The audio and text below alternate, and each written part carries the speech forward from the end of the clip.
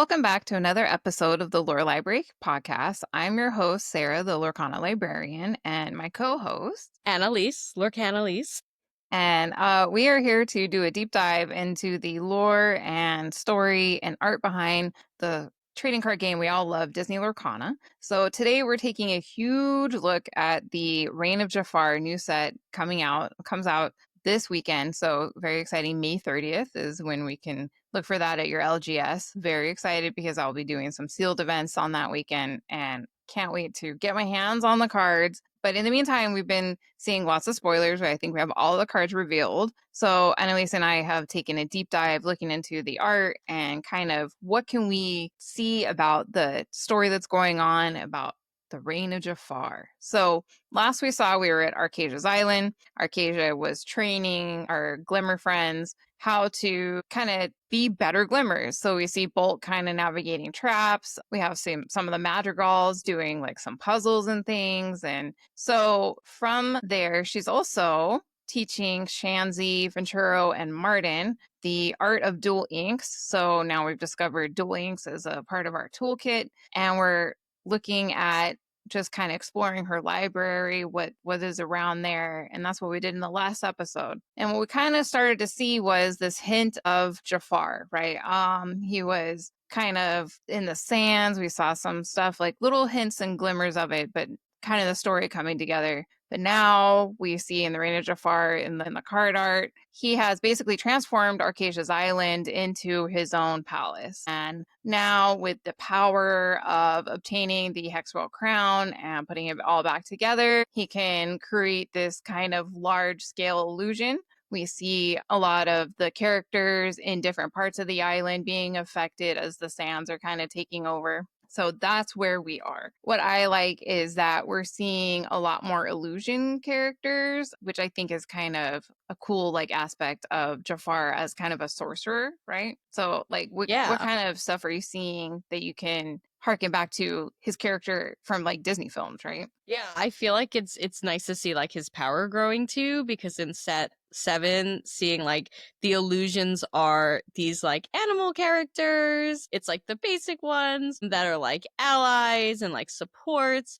But then we see in set 8, we see more of the characters from Aladdin as actual illusions. And I feel like his ability then to create like humans like taking on more help and stuff, I feel like it's just showing symbolically like his power growing as we go like from one set to the next. And I thought that was cool, the whole idea that the illusion characters, they appear strong, right? They have good stats, but there's something that can be taken out with just one action, right? Which I think goes a lot into like Jafar himself, right? And that idea of the strategy he uses to like get power, but it's not like sustainable with all of the heroes like fighting against him, which I thought was cool that they like integrated that more, and that we see even more of the classic Aladdin characters like the Sultan as Oh yeah. part of what he's got his hands all over and is controlling and using to like manipulate the situation.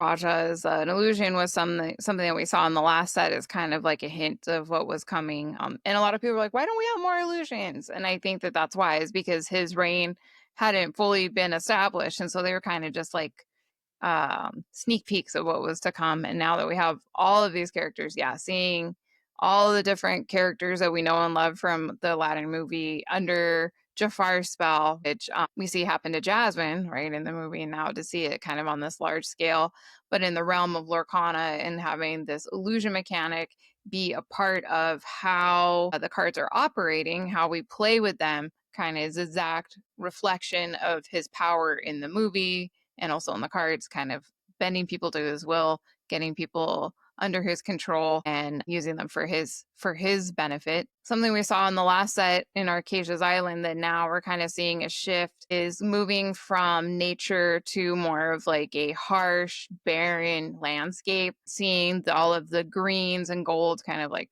shift over and being like more harsh. Something I think is adorable is Thumper Young Bunny, when you can see the sands are coming, and I think he's like taking the last stand because everywhere around Thumper is just completely encompassed with the sand and it's swirling around him, but he's like still like got the fight in him and he's going to take down Jafar all on his own, little bunny. And I just love that kind of super brave aspect of some of these ally characters. We see how they jump in ready to fight no matter what, and kind of using the spunkiness of Thumper from the Bambi movie. We really see that in his card art. And also, it also is telling us the story that the sands have completely engrossed the island, because we see that like this is the last spot for him. He's completely encircled. And I think that this is giving definitely cues to us that the sands have completely taken over all of this nature aspect, right? And that was a huge part of the art design. Previously, was having like nature, blending nature with technology. So seeing like all of the puzzles and things like that. So now all of these puzzles and training obstacle courses that Archazia made have now been transformed. So Jafar has taken, instead of them being things to use for good, he's used them as traps and as ways to stop everyone from getting into the palace. And I feel like I like the idea that the enchanted, you know how they're numbered like after the set, so that Jafar enchanted newly crowned from Archazia's island. We get to see the transformation starting. I think that art is so amazing, and how like you see some of the tower and like the owl eye, but then it's turning into the serpent, right? And so it was like totally previewing what this set was going to be. And that transition from newly crowned to now, the subtitle for Jafar's card in this set, High Sultan of Lorcana. It's just like he's in charge,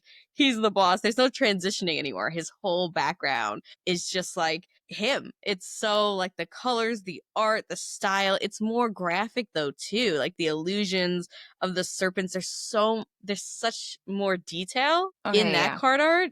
And I feel like it's just representing how the more control he has, like the more detailed and concrete and real like the threats are, you know? Yeah. He was kind of like a whisper of a problem now, but now he's just like, what's up? He's here to reign and watch out. I love too this aspect of looking at different cards, because it's something that you brought up previously. And so now I'm looking for it more and more. So I'm trying to pull him up. Hang on one second. What's his name? The little hamster guy. Rhino. Yes, I Rhino. have that card spotted too. I love it. So when we were talking before about how we have Dreamborn going to Storyborn, going to Floodborn. So if we look in set 8, we have a rhino, 1/16th wolf, and he is brave. That 1/16th wolf is definitely showing. He says he eats danger for breakfast, and that is directly from the movie. So love that for him. And you see in the background, Penny is kind of like imprisoned in some sort of fuchsia magic encapsulation. I don't know what that is. And I'm sure we're gonna find out. And I'm trying to figure out who else is captured back there. It was Yeah, like further in the back. enhance. But we also see kind of that illusion of like serpents are coming after Rhino, and he's in his little hamster ball. Pretty basic hamster ball. Pretty basic hamster, right? But then we look back to set 7. We have the Storyborn. We have a dual ink version of Rhino. He's a motivational speaker. And I love his flavor text, right? Don't forget you are awesome. You can handle anything. Now channel your inner awesomeness and clear this trap. So he is in the water, and I can totally tell that it's still Archazia's island, right? We see the way the pillars look. They haven't been taken over by Jafar. So he was already doing kind of like trap puzzles on Archazia's island in his Storyborn version. Now his Dreamborn version is 1/16th wolf. He's like upgraded now that we're in this new set. But then if you look at his actual Floodborn version, you can see it's kind of like the same art as in like instance that the Dreamborn version is in, but his hamster wheel is like far more advanced. It's got some technology to it, Mm. and he is a power hamster now. And you still see Penny there in the background. One of the characters from Zootopia appears to be back there. And he's still going through this trap.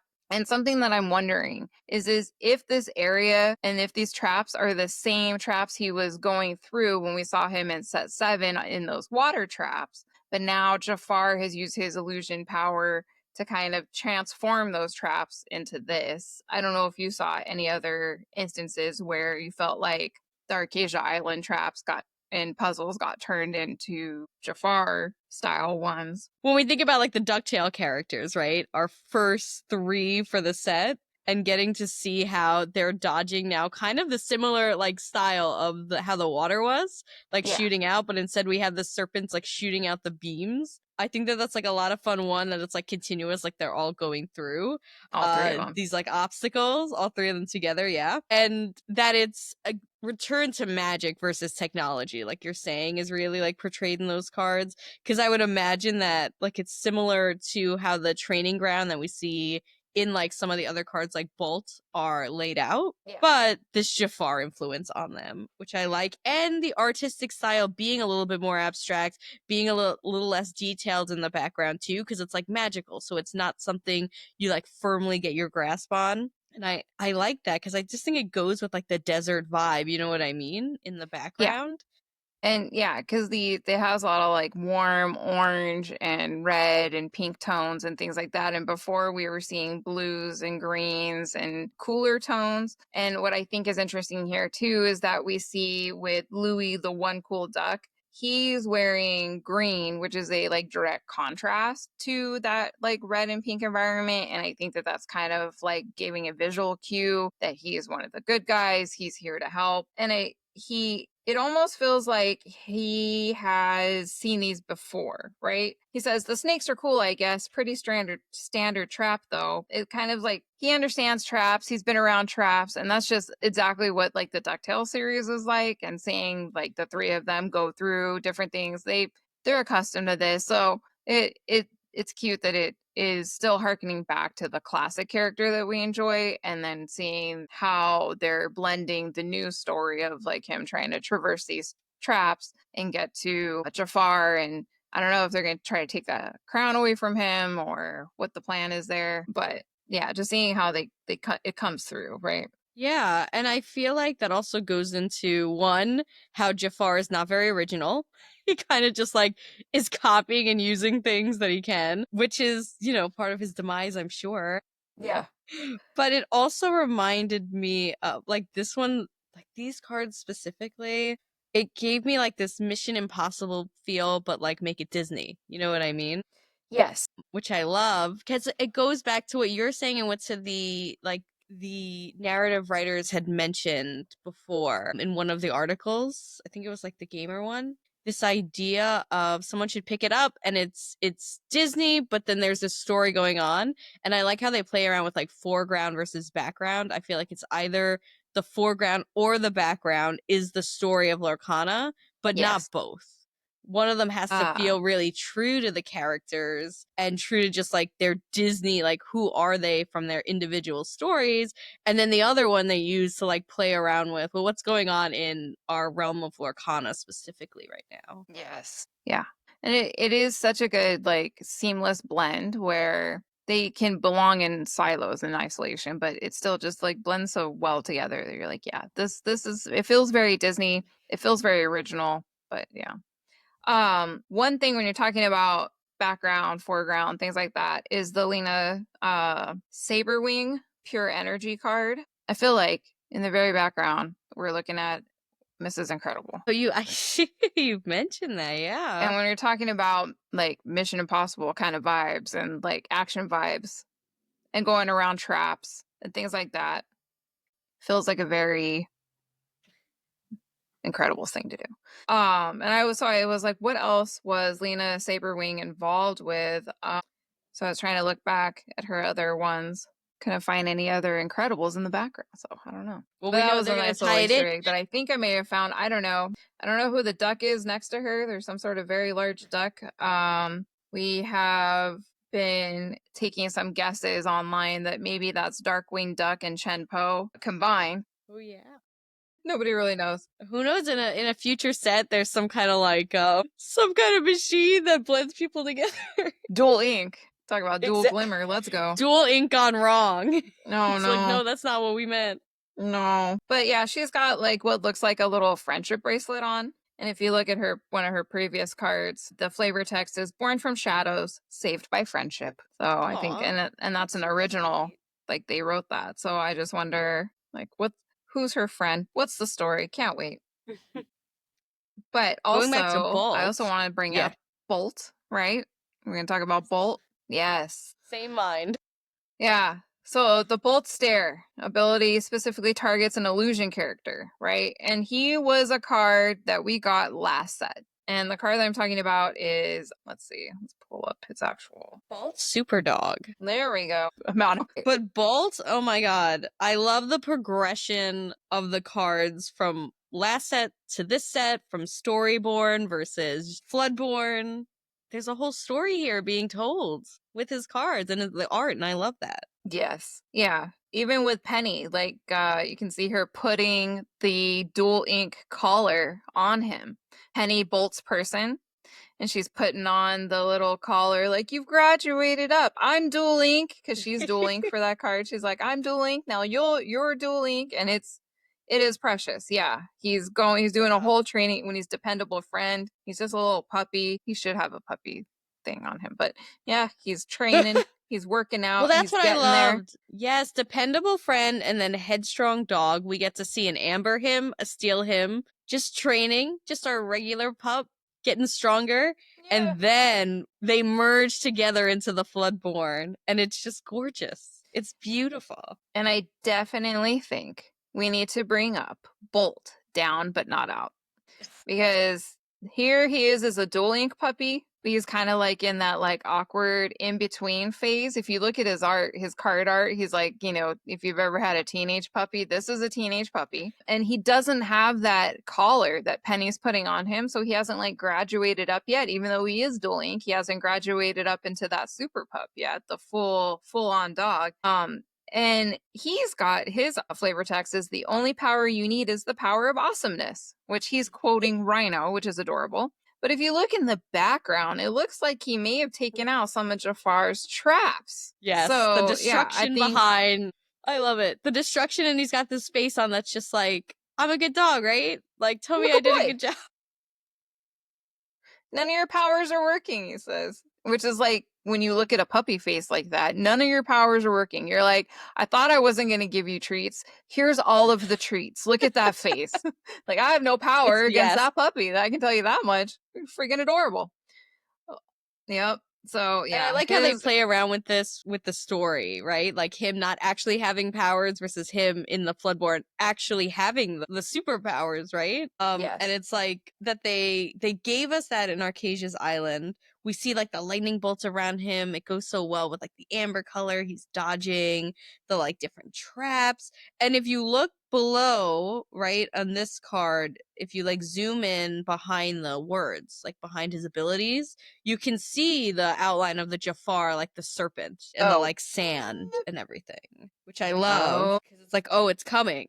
Like that's what's on the horizon. But then, yeah, for the actual reign of Jafar, we get the nice pup and Rhino telling him, "You're okay, even when you don't actually have superpowers. You're doing a great job, buddy." So can we take a minute to look back at Arcasia's Island for a second? And what the heck is Dr. Calico doing with Bolt's collar? Villains gotta know. Like, you know what I mean? What are those butterflies? Are those from Encanto? What's happening here? Yeah, so that's a thing too. I felt like from Encanto we see the like butterflies, and it's interesting that it's in a similar like color and like vibe as the scarabs in other cards. So it does feel like this contrast of like good versus evil. I don't What are you thinking? I'm over here thinking of the butterflies turned into scarabs. Ooh, I'm like, oh, because he can't make stuff on his own. He's such a punk. well, that's true. So he's kind of taken what's already that's the theme of the episode. Jafar is just taking things and then Heisting. turning them. Heist. Heist. No, I He's a love heisty that boy. too because we see like the the butterflies, like you're saying, like in the Mirabelle cards from Arcasia's Island. Then I gotta Yep. say, I don't know how deep we're getting into just the cards in general today, but the Jasmine Steady Strategist Enchanted. Yeah. Before we move off Bolt real quick. Yes, yes, yes. But yeah, I think it's very interesting that because his ability is to exert him and banish an illusion character, the way that they are gonna like that just plays directly off of Jafar. Um, Yeah. that I think that they included it in the Jafar Palace Heist trove. Not trove.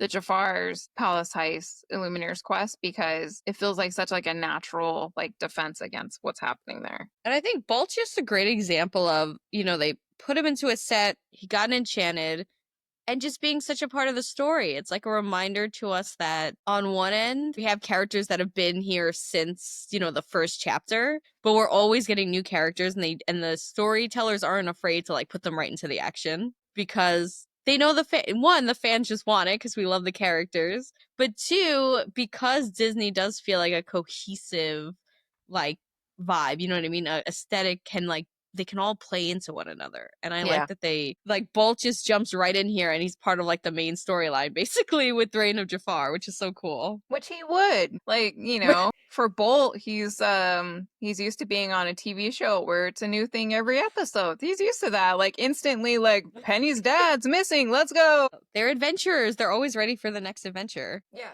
100%. So, I am looking for that Jasmine card. Let's see which one. Steady Strategist, Floodborn, Dual Ink, which we love. Yes. Okay. Yep. Got it. Because we were mentioning like the scarabs, right? And Mhm. I love the like gold in this because we were talking about color schemes before too, right? Because we have like the gold, the purples, and then for her, we see like the blues. One, I just want to appreciate the color in this art. Viv Tanner, you're doing amazing.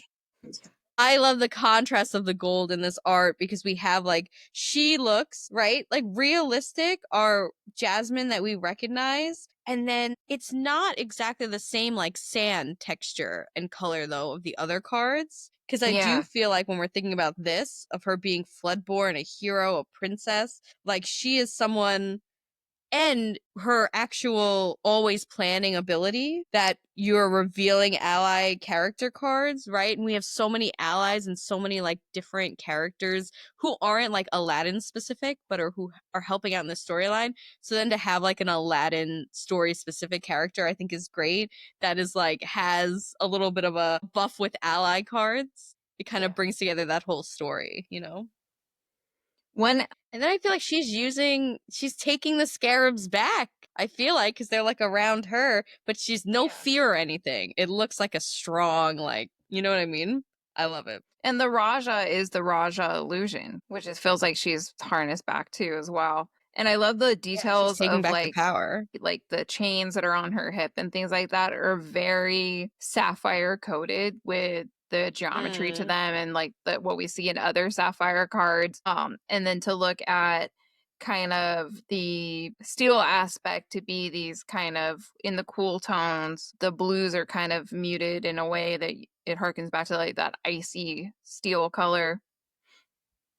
It's good stuff. Even Raja And even the has like rope, the I like little that there's symbolisms of the sapphire under like her eye and stuff. yes, there's so many details in this card.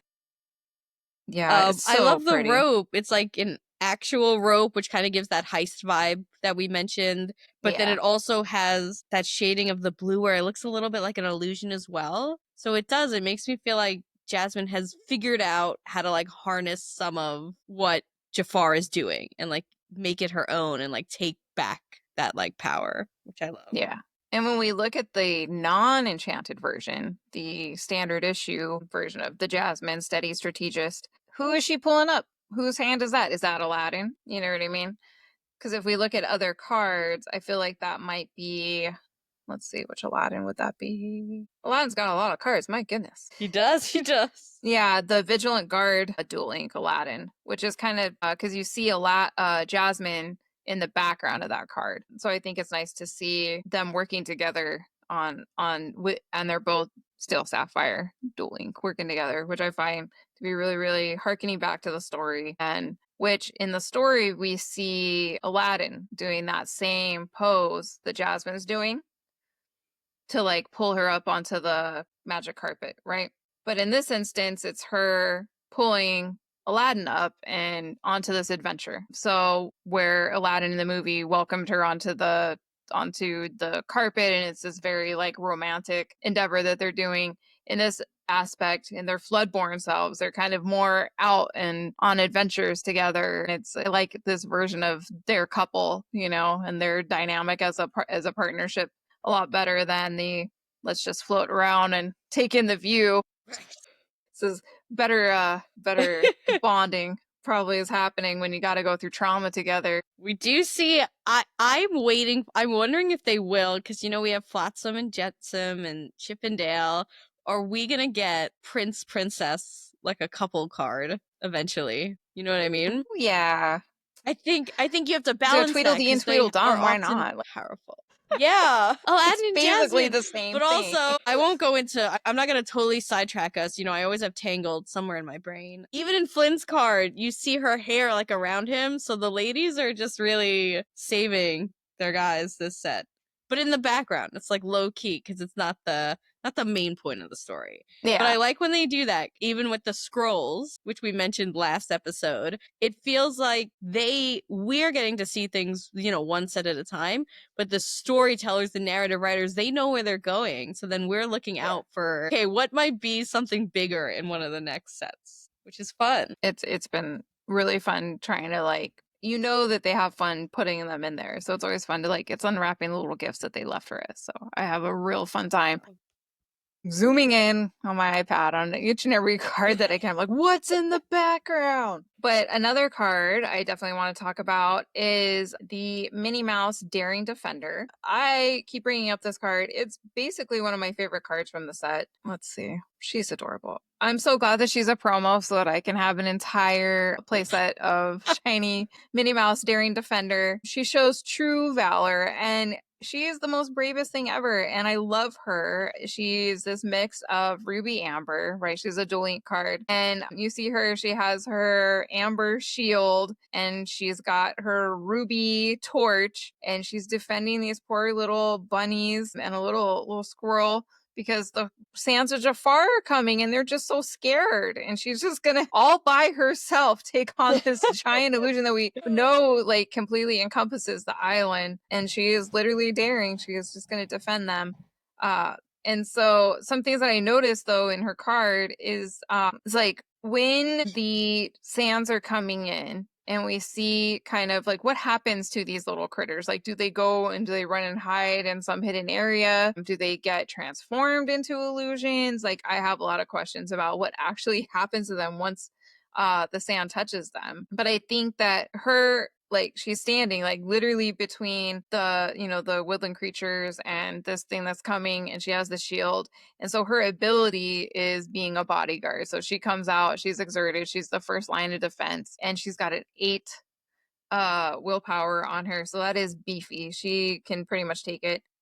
And she gets 1 strength for every damage you do on her. So she starts out with 0, but the more you hit her, the more she's gonna hit you back. So it's like the more you hit her, the madder she gets, which I think is pretty great.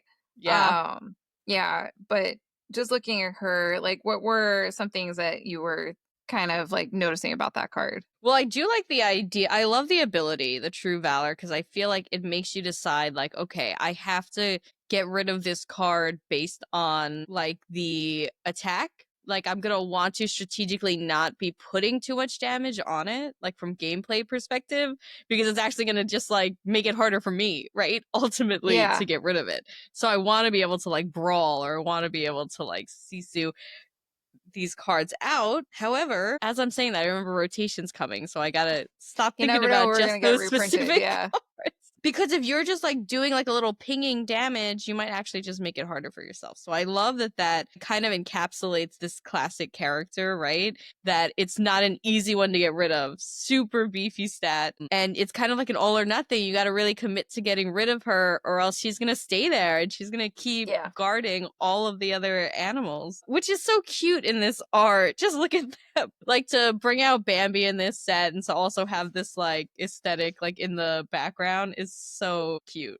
And we get to see that not all the settings are just like you said, they're not completely taken over yet. It's almost like he's going like further and further out, Jafar, like with his power. We see like Arcasia's island first, and all the characters that were there in set 7. That's a very like quick change. But as we go further out in like the lands of the stories, then it's not quite there yet. And it's like, who's protecting those characters who maybe aren't necessarily ready to like live in a desert and protect themselves? And that's so cute in this one. I guess so it makes sense now. So it means no worries. We've got all the Lion King folks, right? And they're just like having a good old time at the watering hole as if nothing's happening. You can see in the background like it is Jafar's palace, like stuff has gone down. But I guess they're not worried. Yeah, they can live in the desert. They're accustomed. They're like, let's go unaffected. Either that And is also don't in realize the that it's happened yet. One way or the other. But I love that was my original thought. But now you've said this, I'm thinking, oh nah. They're just out there being like, we got this. You come ask us I how to think live in it's the a desert. probably a mixture of both. Because I'm also thinking now that you mentioned that, I'm thinking about the Lilo and Stitch cards, and it's like they're used to also living on the sand. Yeah, Oh, on yeah. the beach, you know, the Beyond the Horizon card where you also see they're hanging out, they're surfing. It's a beautiful like Lilo and Stitch scene. But in the background, you see Jafar taking over. And it's starting to make me think now as well that like him, like you had mentioned, he's looking at them, right? In the enchanted cards. So the idea being maybe he's also plotting like where is he trying to go next with his illusions and what land is he trying to sneak into more, Yeah. which I think is it's fun. It's fun Into and the I Enclants he like the goes. Lilo card. Yeah. I love the Lilo causing an uproar because it's kind of similar. It's like, oh, there's something made of sand here. Well, I can get rid of that. She's just crushing the like sandcastle chip bar. Because I The think it's the enchanteds same on this vibe. go hard. Like the enchanteds this set have no right to go this Oh hard. my Like I'm like, god. you're Oh just gonna my god. bankrupt everyone in the middle of summer and we're trying to take summer vacations. No, our summer vacations will involve look at the enchanteds I have. That will be our summer vacation. But this, yeah, causing uproar, the enchanted version, Grace Tran, my goodness. Yeah. And just seeing like foreground being used and seeing like, I guess those are like palm leaves or something that have already like gotten Jafarified, and seeing the waves and the way they stylize those, it is really cool.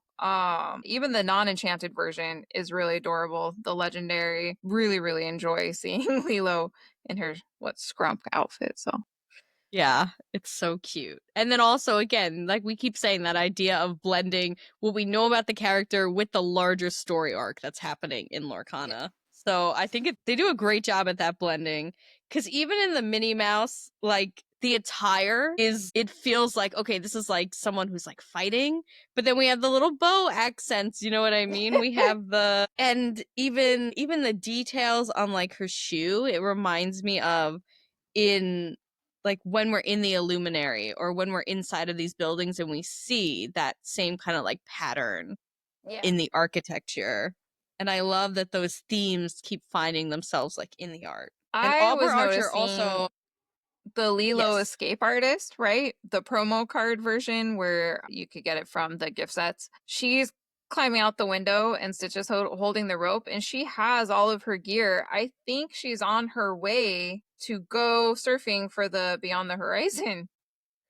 Like she's literally like I on like her that way out to theory. go do that. And I think that they were like, let's go. Jafar's taking over. Let's just let's go hang out. We'll escape out the window and we'll just go surfing. Because she's in the same outfit and everything. So I think that that's fun stuff. They just connect from set to set. The more cards come out, the more you're like, oh, I see where they were going now. Because Yes. that card came out last set. I like Yeah, that theory too. yeah. And yeah, so looking at all these cards, it's like you can start to see how they're all connected together, telling a story. And that the story is like we have characters that are just like resisting, but in their own way that kind of aligns to their card type, their ink type. And because like Louis is going through, he's getting rid of the traps. We have Minnie Mouse defending the wildlife, right? So exerting to get rid of illusions is big for me because he's making himself vulnerable, you know what I mean, to like get rid of these illusions, and that's just so it's heartwarming. Little ball. We're gonna So nice. the skip the I want to, trade. this is just for you. I just want to show you. Do you remember? Were you there? You were at like all the challenges. Because I didn't Aubrey go to was Atlanta. totally at, okay. But you were there when Aubrey was there, right? Yes. Because I Nice. love, she has multiple Rapunzel cards. She was doing signings at one of the DLCs. Yeah, awesome art and it's just so vibrant colors. And I feel like the ones that she does, which is cool. And she's one of the Just wanted to share. main art directors for the game. She has like a lot to say about like how the sets are done. I think it was her thing to do. Like she has a lot to do with how the nature aspect of Arcasia's Island was like this whole nature technology thing. That was like her idea. I love that. And I feel like it's gonna come. It's almost like I feel like Jafar just like weasels his way in to stuff that's going on, but then we're gonna see those things continue when he's gone, when he's dealt with. All right. So Mirabelle, we're talking about Mirabelle now. Yeah, like all the mechanics, all the flavor mechanics and everything are banishing illusions, protecting allies, or navigating the traps. So it's like definitely we're seeing a lot more ties now between the card mechanics and the story of the set. Where before, sure, Rise of the Floodborn, we have Floodborn cards, but there wasn't a lot about, oh, the flood happened and Martin's involvement. The coolest thing I saw that I don't think a lot of people talked about was this whole, because I love Beauty and the Beast. It's one of my favorite animated movies. I would say like my classic animated favorite is Sleeping Beauty. My Renaissance one is Beauty and the Beast. But looking at the story of Beast and Belle, where Beast gets affected by Ursula and gets like the wounded beast, right? And then Belle is like, there's a card where Belle is trying to figure out what to do about it.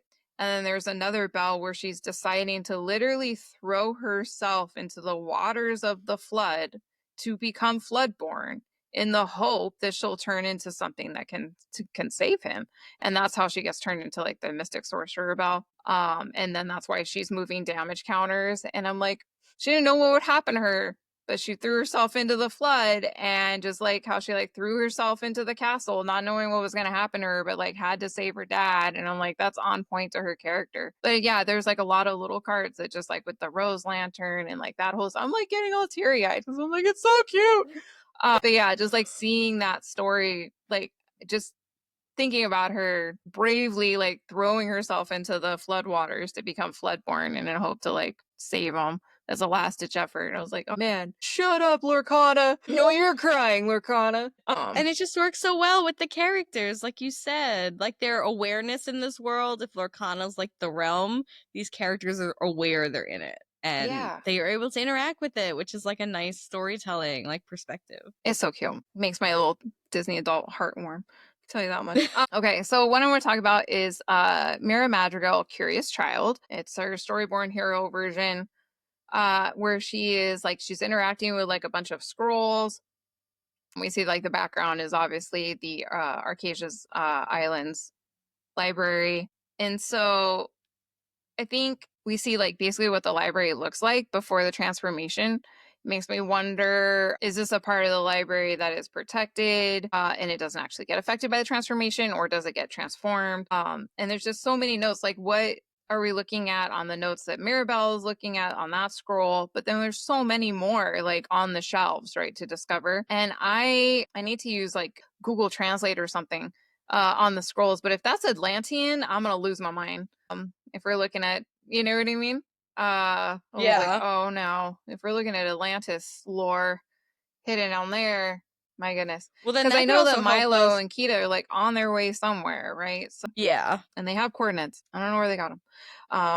Yeah, But and we yeah, know we know that we don't know a lot about Archazia, so like even knowing their like language would help us find out a little bit more. Like, all right, is this someone under a mask? What's happening here? Where are they from? And how do they get involved in all of this? So them all looking through her scrolls, I feel like it will come up again. Like, what's actually in these scrolls? What are we learning about Archazia? not to be like completely like out of left field, but the Joey blue pigeon card, if you need fixing, old Joey's on the job and he's bringing in like a giant band-aid. And I wonder if that band-aid's for Arcadia or like, who is that band-aid for? It's humongous. Aw. But I was thinking, I was like, is it Arcadia? What is Arcadia? Is she hurt? I don't know. Help her. As But a New Mirabelle, Yorker, I her, loved seeing some pigeons. gosh, yeah. Sorry. Like the more the better. Like and that whole like bolt, everyone's invited, even the pigeons. Yeah. But Mirabelle's ability, "You Are a Wonder," right? It's kind of it connects to the song, but I also wonder if like her knowledge. Let's see. Hold on. Let me start that over. Where is Alma Madrigals? Hold on. I had a whole thought sequence that I had from before. Yeah, I wonder if that is Atlantean. I'll die. Um, okay. So let's see. Mirabelle Madrigal. So she has the special ability, You Are a Wonder, right? So when you play this character, you can reveal a song card in your hand and gain a lore. And then her flavor text, whatever gift awaits, will be just as special as you from her grandma, good old Alma Madrigal, everyone's favorite quasi villain. Poor lady. Mhm. She's not a Mhm. villain, I'm sure. So Disney's like, no, Depends. incorrect. Depends who you ask. Like, how dare you say that about our girl?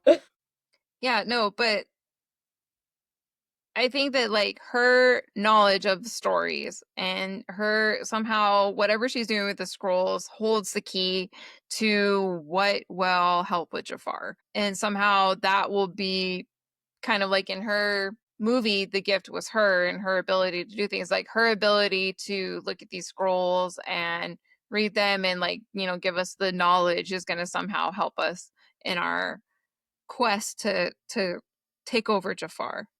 I don't know. And that reminds me, I didn't think about that before, but the Jasmine that we had briefly mentioned last episode, the inspired researcher, also looking at those scrolls, and then we Uh-huh. kind of see her in this set transcending. So even though we don't necessarily know what's on the scrolls, I think you're right. I think that really helped them in being able to defeat Jafar. So then when we go into Jafar's, the Illumineer's quest, maybe there's going to be some more little nuggets of information there to fill in some of these gaps. Yeah, because the flavor text on that Jasmine is, oh, this is wonderful. I knew Arcasia's thought scrolls would be worth a little extra effort. All right, thought scrolls. Reminds Seems me like of they Harry were. Potter when they can take out their thoughts with the wand and put it into the thing that they can look at.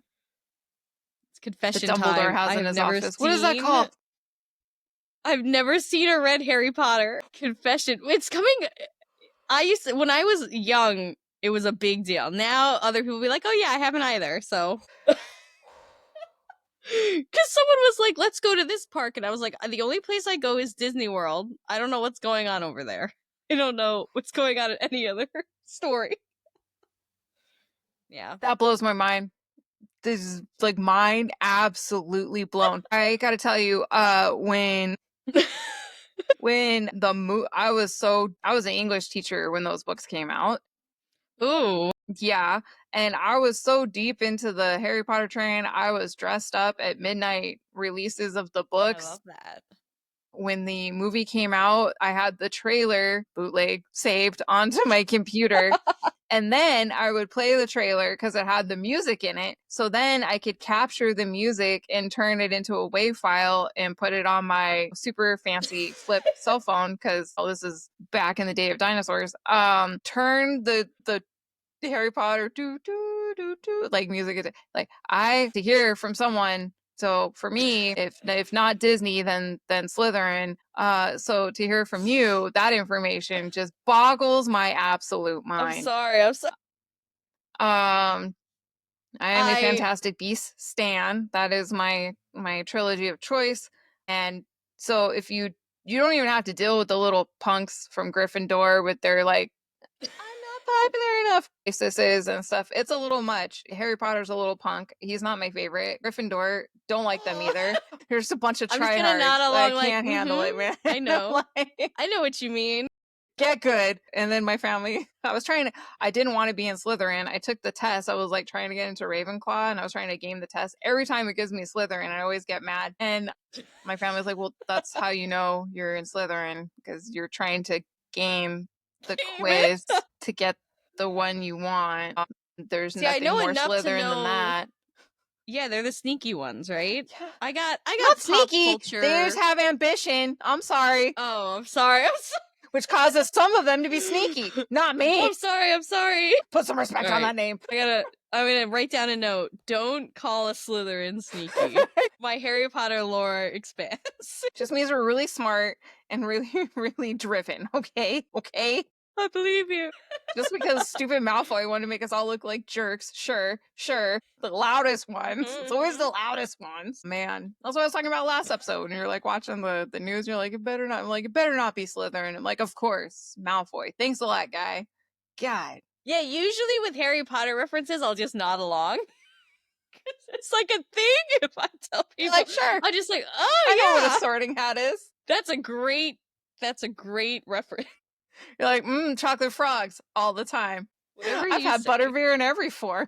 Well, that's a funny thing about being an English teacher, because when I'm like, well, let's think of an example of dramatic irony or something, and a kid will be in Harry Potter, and I'm like, I'm gonna take your word for it. You're like, you could be totally wrong. I don't know. 10 points Gryffindor. Oh my god, just watch it. Like, it's not hard. Like, you're caught up. Oh, there's so many. There's streaming services. Like, you have no excuse. It's not like you have to buy a ticket to the theater. I do think there's like a level of like my ADHD that's very resistant when someone's like, you have to watch this. You're going to love it. A part of my brain is like, you don't know me at all. I'm not going to like that. And then I always end up liking it. I always do. But I have resistance at the beginning.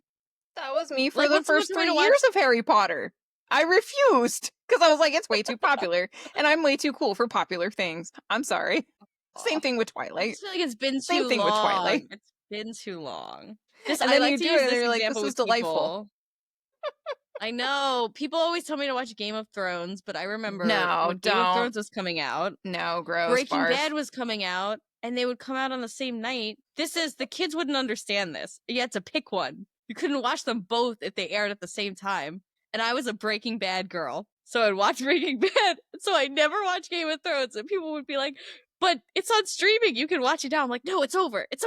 I can't go back. All right. So, with that, we can start talking about Disney parks because what a great transition. Everything in the parks has been transformed, not by Jafar, thankfully, but because we are still deep into the 70th anniversary of Disneyland, which is spectacular. And so in honor of Raina Jafar, I just wanted to talk about some fun stuff about Aladdin in the parks. You are a Disney World person. Have you been on the Aladdin ride in Magic Kingdom? So I'm going to tell you, the first time I went to Disney World, we were like, all right, the Magic Carpet ride is right next to the Pirates of the Caribbean ride. We're like, here's what we're going to do. We're going to Pirates of the Caribbean. We're going to come out, go on the Magic Carpet ride. What happened? Florida weather. It started to like torrential downpour. While we were in it. So then, of course, the Magic Carpet ride is supposed to make you feel like you're on a magic carpet. It's nice. It's outside. It's in the air. We did not go on it that day. But so at least you weren't on it when that occurred, right? No. Okay. But I missed it. I didn't get it. But I mean, I love a good ride that puts you in the air. I was gonna ask. I'm a big ride person. I was going to ask, did you get spit on by because I know the camels there will spit on you, right? Like you walk by them and there's like little sensors and stuff. You're like, not necessary because all of Florida's cloud system was spitting on me at the moment. It's like, maybe they spit on me. Would be impossible to know if those camels were doing any of that. But funny you should mention that. We appreciate. My daughter and I went to Disneyland and not an Aladdin ride, but the Astro Orbiter. Hang on. There we go. The Astro Orbiter in Disneyland, also exact same ride, right? Spins in a circle. You're up there. My daughter and I got on it. Get in. And you know, like right when you like do your seatbelts and everything, and then it just does a little lift off, you know, starts like, oh, it's gonna start going. Mhm. Simultaneously, it starts to go up, and so does the sky of all the rain falling on us. So it goes, and then it immediately starts raining. So as we're going in a circle, we are getting pelted in the face by rain, and we were just laughing hysterically because it was just so absurd and so cold and so bad. And we were just like, we got off the ride just soaked head to toe because we were just in there. There's nothing you can do. You're just up in the air putting up with it. Yeah. And then they were like, and then they closed down the ride, and I was like, oh, what good timing. Like, because who wants to ride Well, this right now? Literally no one. But yeah. that's why when it happens in Disney World, you just make a beeline to the Haunted Mansion. You're like, I need like a nice 20 minutes inside. Oh man. I'm going end of June, beginning of July, and I know it's going to be 90 degrees, 90% humidity, and 100% chance of torrential downpour every day. So I'll be swimming my way through. So I love that tip. I'll be taking you up on that tip because I have less visits under my belt for Disney World than I do for Disneyland. For Disneyland, I have close to like over 1,000 and some change. Yeah, I'm jealous. Oh my god. yeah. No joke. When I lived in Southern California, I've had an annual pass for I when I graduated college, that was my gift to myself. And so I've had it ever since 1998. Old lady. And I was teaching, I started teaching English and was teaching in a place where we had this kind of like split schedule system where we would be on school for like 6 months or 6 weeks and then off for four and like back and forth. So we like share the campus essentially like a track system. So for those 4 weeks that I was off, I was going like every day. And that was for like a good like 20 years. And then once I moved to the Pacific Northwest, I would go like once or twice a month. But when I would go, I'd go like 3 or 4 days in a row, once or twice a month. So yeah, I've racked it up. I know every corner of that park, scheduling, characters, like anything you need. You can ask me anything about Disneyland. I know it better than my own hometown, so I love it there. But for Disney World, making the trip out with time changes and everything is quite the endeavor. Going west to east, it's like an entire day because you have like that 3 hour time change Yeah. and Ooh. going against you. You know what I mean? So But when I I just lived in don't make I it out lived in there. Nevada for 2 years. Okay.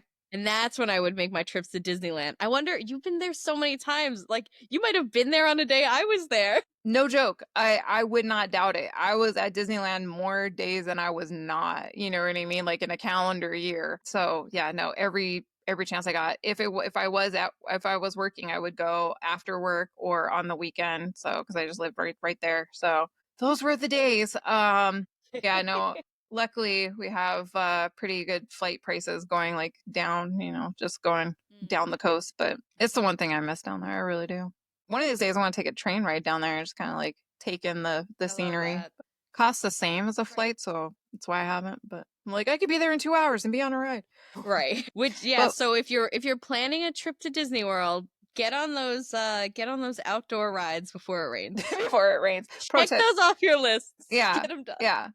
But I was concerned. I do know that for the 70th anniversary, you have your Magic Band, and you go around Disneyland, and they have these little touch points. You do a little touch point, and it'll give you like a little ticket. I'm a sucker for those. Collect the ones from like Esmeralda and Red the Pirate and all them that are all over the park. So you can get these. One of the places you can get them is in Adventureland, and it's in the Adventureland Bazaar, and it's in the location that used to have the magic lamp. So now there's a little kiosk that you can do the 70th anniversary thing for Disneyland where Aladdin's lamp used to be there, and you could like put money in it and get a wish. You'd like rub the lamp and do all this stuff. And I'm wondering if Iago stole it from there, and that's where how it Ooh. ended up on Finders Keepers. Because I was like, well, where did the magic lamp go? Because that is where it was at Disneyland. And now it's MIA because now it's a touch point. And everyone's like, well, what happened to the lamp? And I was like, Lorcana has the lamp. So I'm excited to get that back over to its rightful perch in Adventureland. I'll put in some photos so we can see what it looks like, what it used to look like and what it looks like now. But I was like, come on, y'all, give it up. Where's the lamp? Not that I'm going to use it for myself. I just desperately need to know if Reina Jafar has anything to do with that lamp. you know? I like it. Yeah, you just want to know it's safe. Yeah. Honestly, like, you know, I'm a conservationist. So if nothing else, so conserve our magical items for their lore value. But yeah, so I'm gonna have to next time I go to Disneyland, I'll ask Aladdin and meet and greet with Aladdin. So I'll just be like, hey man, lay it on me. Is there a problem? Have you seen glimmers around here? Park cards win. So anyway, Which I need to every time I find something else about the Disney World in Japan, I'm just like, I need to be there already. Why am I not there right now? They have a whole Arabian coast there. I'm like, I need more. I need to go. yeah, it's good stuff. Yeah. They're definitely enticing us over there. They have all the Rapunzel. No, they do have Yeah, Rapunzel. They have they have Rapunzel a ride, right? gorgeous Rapunzel ride. Oh Yeah. my god, yes, you're like on a boat. It's the whole scene. Oh, And the my heart. lanterns. And then I had a friend that got to go over there and he got to go visit like that frozen village and stuff. And Oh my god, yeah, that looks actually, haha, I believe it to be like episode 3 of the Lore Library podcast. We actually talk about his trip to Disney Sea. So yeah, Aaron, Lorcana I bro. need to go. Yeah, good stuff. Well, I think we've exhausted as much as we can. There's so much more. There's so much more, but Oh my honestly, god, we could just like drone always. on and on. I was gonna say, we were talking about, Disney Japan. Do you want to do the giveaway today on Oh this? my gosh, we should. I don't see why not. I have never done a giveaway, but I have this wonderful Japanese promo card, which now it's another thing to collect because they're coming out with different promo cards for ones we didn't get. Yeah, I think So I now saw a I need Stitch them one, all. right, for the next set that they have. Oh my god. I'm gonna need them all.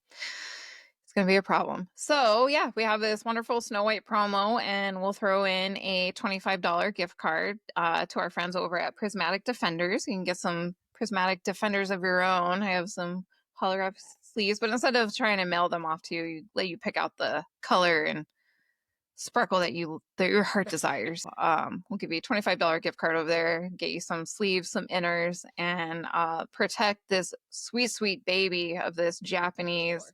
Snow White promo card. That's amazing. I bet I can't win, More. can I? Oh no. All right. I'm gonna have to get my own. And I was like, oh, now I can't be in the contest. So we'll be running that on our Instagram. Just look at those for details. Those will be posted down in the show notes, links to those.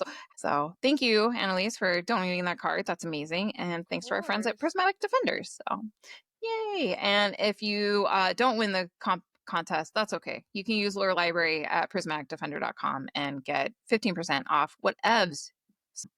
It's a dream. It really is. Sparkles. All the sparkles. Sparkles. Yeah. If you don't have a foil promo card, it's fine. You can stick them in there and you can pretend that it's foil. Make every card foil. Yeah.